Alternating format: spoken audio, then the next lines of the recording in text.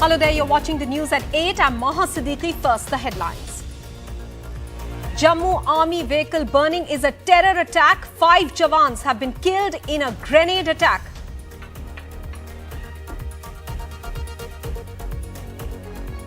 Pakistan confirms the participation of its Foreign Minister Bilawal Bhutto Zardari for the SCO Foreign Ministers meeting in Goa.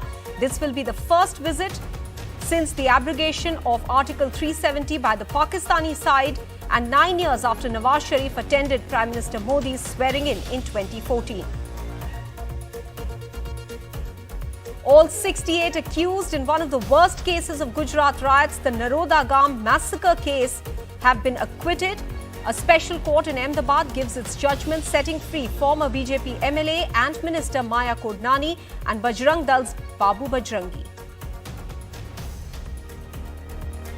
Day 3 of same-sex marriage hearing, CJI asks, are two spouses who belong to a binary gender essential for marriage? He points out that the law has evolved significantly in the last 69 years since the enactment of the Special Marriage Act 1954.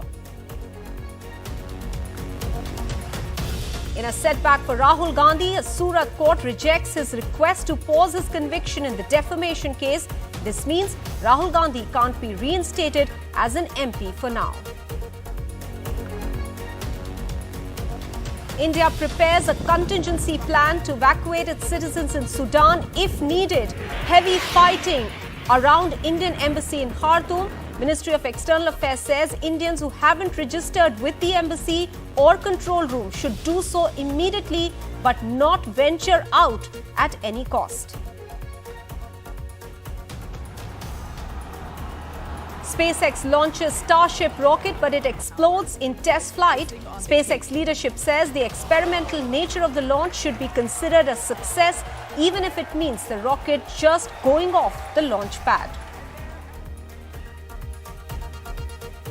Stunning celestial phenomenon at display, glimpses of the hybrid solar eclipse.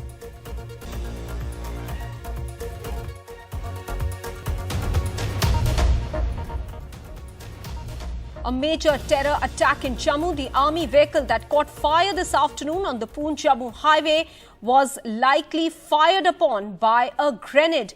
The vehicle moving between Bhimber Gali and Poonch in the Rajouri sector was fired on by unidentified terrorists, taking advantage of heavy rains and low visibility in the area, as per the army. The vehicle caught fire due to the likely use of grenades by terrorists. 5 personnel of the Rashtriya Rifles unit deployed for counter-terrorist operations in the region lost their lives in the attack. Another seriously injured soldier was evacuated immediately to the army hospital in Rajouri and is under treatment, as per the army. Operations are in progress to locate the perpetrators of this dastardly terror attack. Let me go across to Nazir Masoodi, who's joining us with the very latest. Nazir, so apart from the grenade, which probably resulted in the fire in the vehicle, the terrorists also opened fire at the army Jawans there. What is the army saying? Well, army has confirmed that it is a terrorist attack, and which is the biggest terror attack on army in Jammu region in recent past. And this has happened like 3 months after, less than 3 months, or 3 months after the Dadri attack in Rajouri, where Hindu families were selectively targeted by terrorists on January 1st. So what happened at around 3 p.m. today, terrorists opened fire. According to army, there may be likely grenades, they may have lobbed likely grenades. But what we know, how they have been operating here, they were using sticky grenades, because there have been similar incident last year in May at Katra, where a bus carrying Mata Vaishno Devi pilgrims that was targeted with a sticky ID. So that caught fire, in which 4 pilgrims were killed and 20 others were injured. Initially, it was passed off as an accident, but after investigation, police found that it was a terrorist attack who used sticky bombs, and I also investigated that case as well. And today, early there were reports that it may be some lightning, but now the army has come up with a statement that it is a terrorist attack. They fired, then there was a likely grenade attack, then they took advantage of the low visibility and rains in the area. Remember, there's, heavy rains are taking for last 3-4 days in the valley. It is raining across Jammu and Kashmir. So Jammu or the Poonch Rajouri, they are high on terror radar for last few years.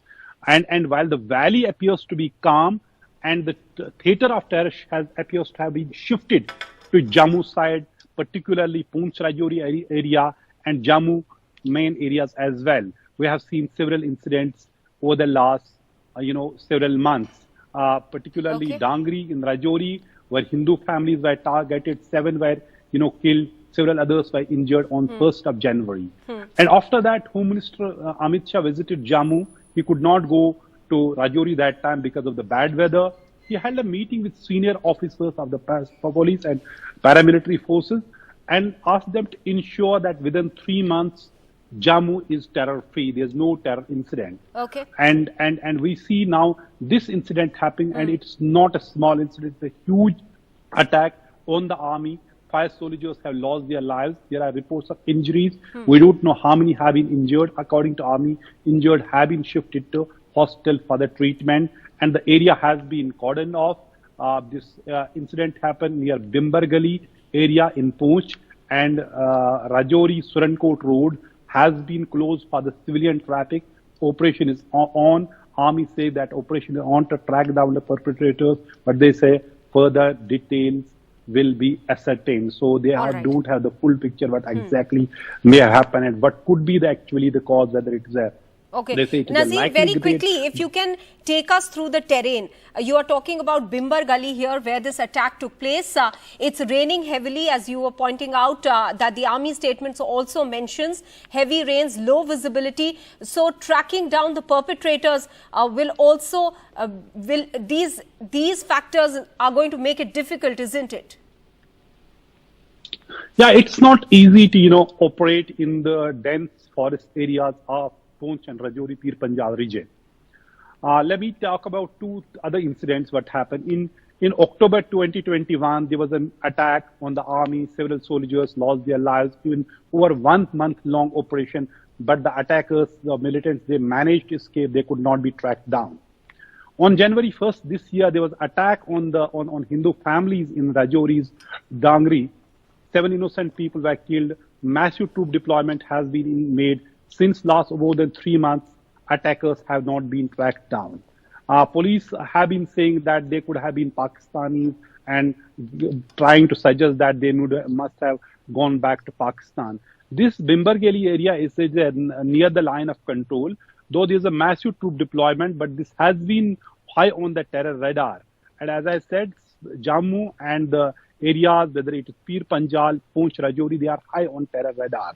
And the theater of militancy appears to be shifting towards Jammu side from the valley, as valley is calm for some time. After Dangri attack, January 1st attack on civilians, a large troop mobilization was made. Large number of troops were deployed in Poonch and Rajouri areas. Besides that, the civilian vigilante groups, VDCs or VDGs, Village Defense Committees, they were armed. They were given automatic rifles. There are more than 5,000 VDCs in Rajouri district alone. So despite all this, we see this such an attack. It's a huge challenge for the security forces. The militancy is not new in the valley, but we have been hearing, in fact, during the recent militancy meeting by Home Minister, they talked about how militancy is on its last leg. Militancy has been literally, they say, their backbone has been broken. All the top commanders have been killed. Now, most of the districts are militancy free, but Jammu areas appears to be high on terror radar, and they have after 3 months or 3 months after that, Rajouri incident, there's major attack on the army in which 5 army soldiers have lost their lives, and some others have been injured. Nazir, also take us quickly through the details that came in immediately after this fire in the army vehicle. What time did it happen, and what were the initial reports, which is now being confirmed by the army as a terror attack? Well, at around 3 p.m. today, there was this incident. Truck caught fire. There were a lot of speculations that this could be some lightning. But as we have been reporting, militancy here, violence, and terror incidents for last now 3 decades in Jammu and Kashmir, at least we could sense it's not like any accident or the lightning. Because if you just remember what happened at Katra last year when a bus was targeted. Earlier it was passed off as an accident, but eventually it was proved that it was a terror attack. And similarly, we were reporting that there's possibility this could be a terror attack, and there are striking similarities between this incident and what happened at Katra. So this area is very sensitive in a sense. It's not far away from the line of control. This has been the infiltration route. There have been the, arms are being smuggled, drugs are being smuggled, but militancy was largely under control in this area.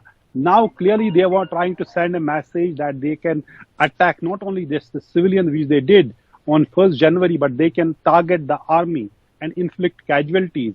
Now, we have to see how whether these attackers, perpetrators, they would be tracked down by the security force as a major, search and coordinate search operation has been launched.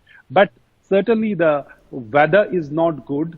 As Army has said, visibility was poor. Now it is night. So they have to, stop the operation, and it may be resumed tomorrow morning only.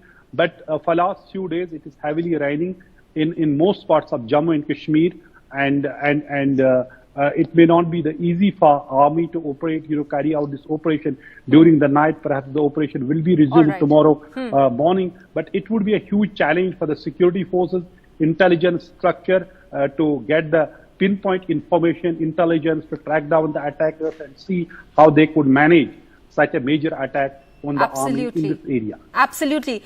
A dastardly terror attack there. Let me bring in Vishnu Shom as well for more details. Vishnu, as Nazir is pointing out, a huge terror attack in Jammu region this time around. What more details do you have, Vishnu? Well, this is a horrific terror attack. It's a grenade attack which has taken place. It is as a result of grenades being thrown that the Indian Army believes at this stage that truck caught fire. 5 Jawans killed. We are told that there are others who are injured as well and not in and are in a bad condition. I'm going to just tell you what the Indian Army says as of 6:45 p.m. and they'll be updating these statements. It's an incident in the Rajouri sector of Jammu. The incident itself took place a couple of hours prior to that at 3 p.m. An army vehicle which was moving between Bhimber Gali and Poonch in the Rajouri sector, that's along the IB/the LOC in that area, was fired on by unidentified terrorists taking advantage of heavy rainfall and low visibility in the area. The vehicle caught fire due to the likely use of grenades by terrorists. So this was an ambush which took place. An army vehicle was ambushed. There was gunfire which was over there, and there was the use of grenades as well. 5 personnel belonging to the Rashtriya Rifles unit deployed for counter-terrorist operations in this area have lost their lives. One more Jawan, seriously injured, evacuated to the army hospital in Rajouri, now under treatment. Operations are in progress. That's all the information they have at this stage. But this terror attack, Maha, comes on a day when India has said that the Pakistani Foreign Minister, Bilawal Bhutto Zardari, will be over here in India for the Shanghai Cooperation Organization meet, which is taking place in Goa, I think, between the 4th and the 5th of May. So, on the one hand, you've got this announcement. It was also announced by Pakistan. India confirmed that visit was happening.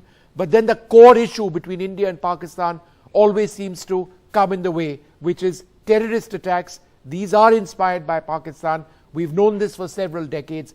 And 5 soldiers of the Indian Army have now lost their lives. That's right, Vishnu. And all the conversation around the visit of Bilawal Bhutto Zardari, whether or not a bilateral meeting will take place between S. Jaishankar and Bilawal Bhutto Zardari, there'll be a question mark on that right now, Vishnu, considering India has always said terror and talks can't go together. No, exactly. Terror and talks cannot go together. And I think, Maha, that's something that both of us are going to have to track very, very closely. Is India going to actually say that this does not work for us? There cannot be attacks from Pakistani groups or Pakistani-inspired groups on Indian soil where Indian soldiers lose their lives, and then it's business as usual as with Pakistan. But I think, to put it in context, it's been relatively peaceful on the LOC with Pakistan. It's certainly not the situation which we've seen in the last couple of years. There hasn't been the booming of artillery guns from either side, and there have been incidents,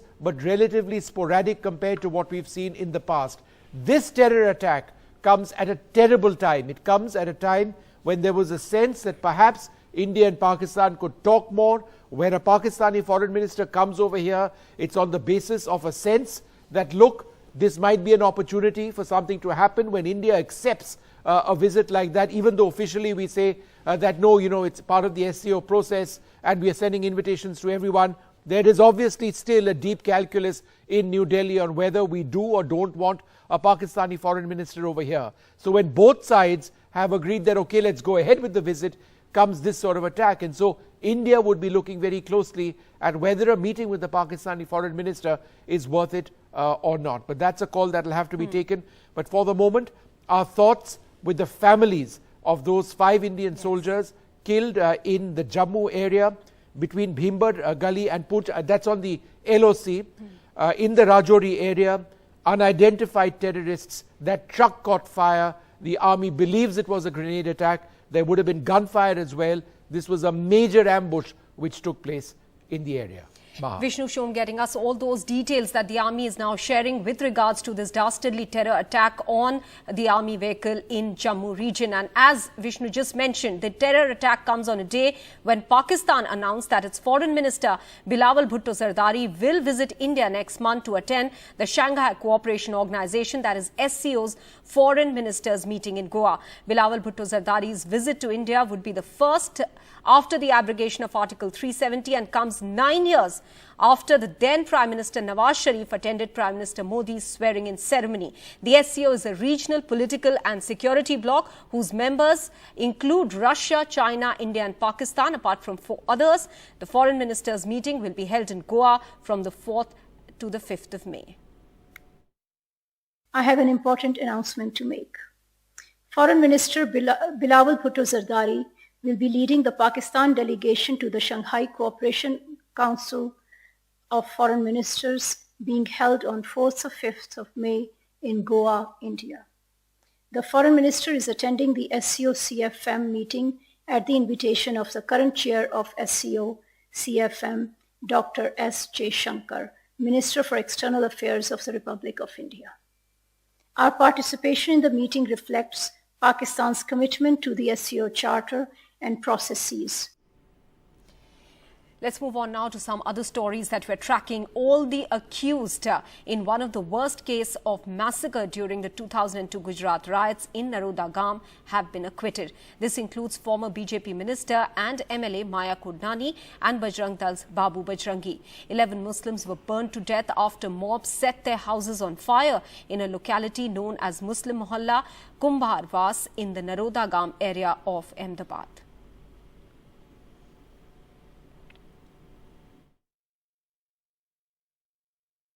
नामदार court ने आज सभी अभियुक्त को बरी करने का आदेश जारी कर दिया है ओपन कोर्ट में। क्या रीजन दिया है? No reasoning given just now.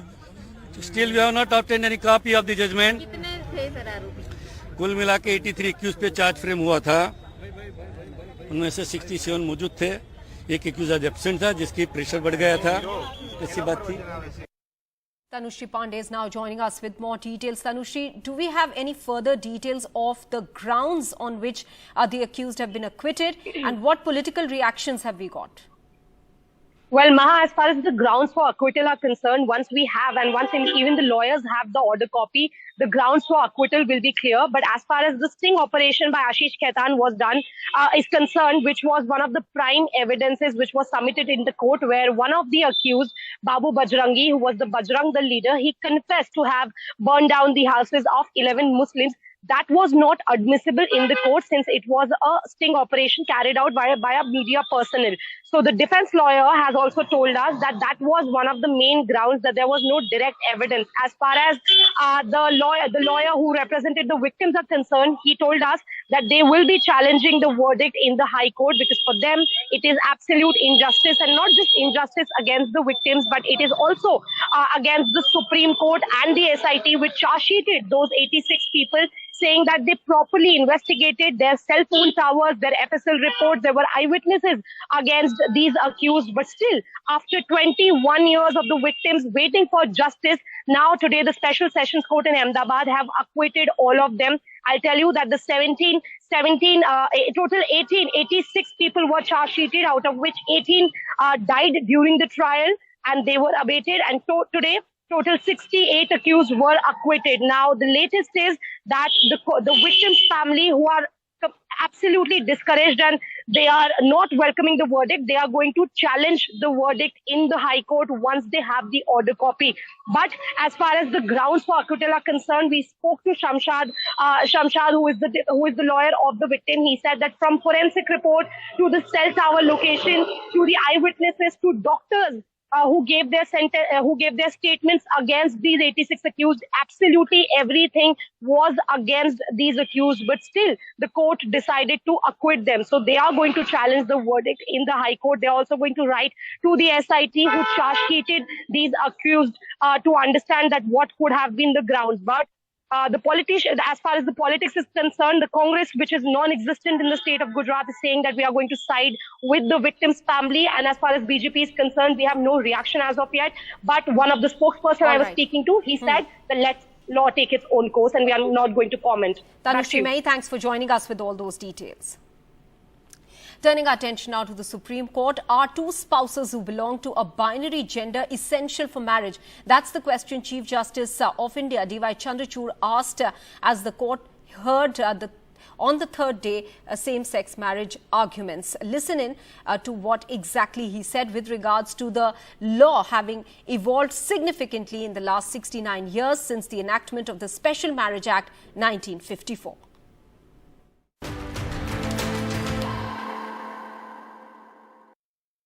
In the last 46 and 69 years, our law has really evolved to recognize the fact when you decriminalize homosexuality, you also realize, well, these are not just one-off relationships. This also comprehends a stable relationship. Because you go back and say, by decriminalizing homosexuality, we have not just recognized fleeting relationships between consenting adults of the same gender, right? We have also recognized implicitly, therefore, the fact that people who are of the same sex would be in stable relationships. you mean the way which you are perhaps propounding is, this provided a framework, but that framework is of the concept of marriage. The concept of marriage transcends as a contemporary understanding to it's an evolving dynamic concept. To comprehend an evolving idea Dynamic, of very dynamic. Looking at India, constitutionally and socially as well, Yes. we have already reached the intermediate stage, right? The intermediate stage postulates that by decriminalizing homosexuality, your very act of decriminalizing homosexuality does contemplate that therefore people who belong to the same sex would be in stable marriage-like relationships. Marriage-like is the operative word. Right, marriage-like relationships. Live together. Because the moment we have said that it's no longer an offense under Section 377, therefore we necessarily contemplate that you could have a stable marriage-like relationship between two persons who do not treat these as chance encounters, but as something more than that, not just a physical relationship, but something more of a stable emotional relationship, right? societal. Which now is an incident of our constitutional interpretation. The notion of marriage is evolving. India's top court has observed while hearing pleas to legalize same-sex marriages.